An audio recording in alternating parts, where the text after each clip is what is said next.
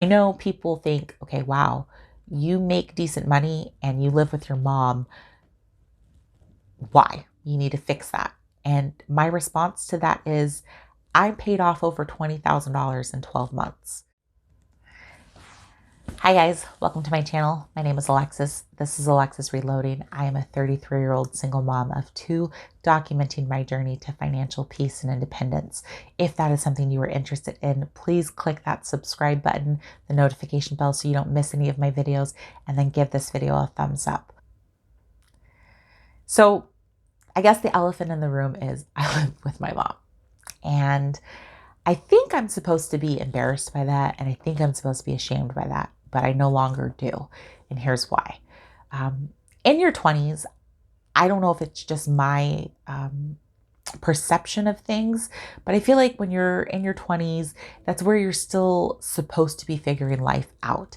And it was okay that I was a mom of two living with my mom. You know, my mom has the space in her house, and I was still navigating life as a new mom, as, you know, new relationship, new marriage, all of those things. It was like it was accepted that I'm still learning. Then you hit 30, and I feel like you're supposed to know everything. I was supposed to have my life figured out by now.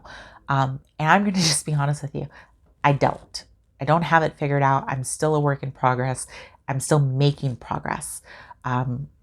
November of 2018, when I moved back in with my mom, I had been living with my mom majority of my children's life.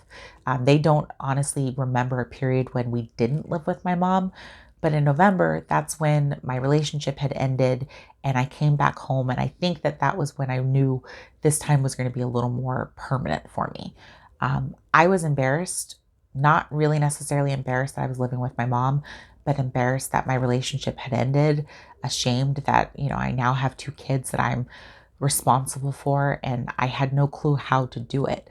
I didn't know how to pay full-time daycare plus rent plus insurance and gas and food, and I didn't.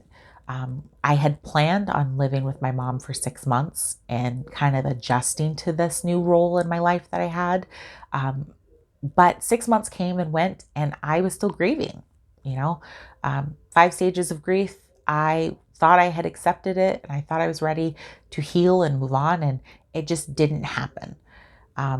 So I think from November of 2018 up until March of 2020 is kind of where I was shy about it. You know, I didn't really talk about that period in my life. I didn't mention I was divorced. I didn't talk about living with my mom. You know, you kind of keep up the social media charade of everything is perfect. And March of 2020 is kind of where I had to put my big girl panties on.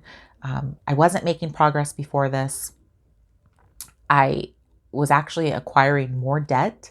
And I just realized if you're ever going to have something for yourself, if you're ever going to provide something for your children, you've got to start. You got to stop making excuses for what you're doing and just get going. This is also the time where my job allowed me to work from home full time, and I no longer had to pay a daycare expense. I wanted to utilize this time as much as possible, and my focus was paying off my one main financial goal, or paying off my one main financial loan. There's a video, go ahead and watch it after this one.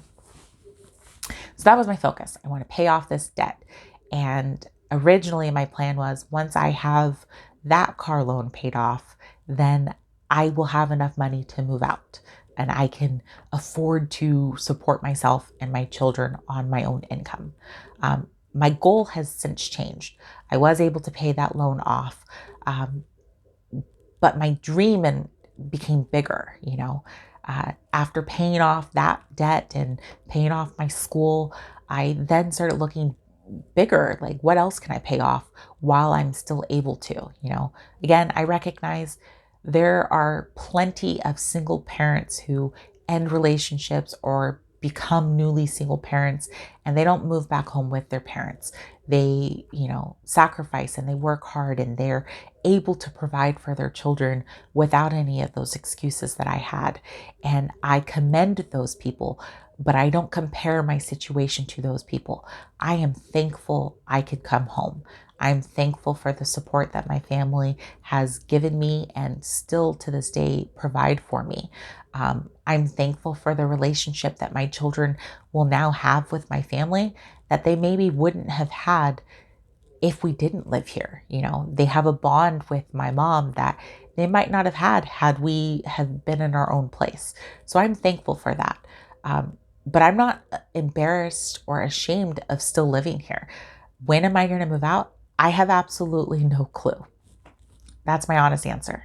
I have high goals of what moving out looks like for me.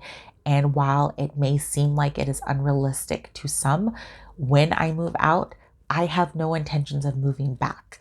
And to do that, that means one, I need to decrease the expenses I currently have.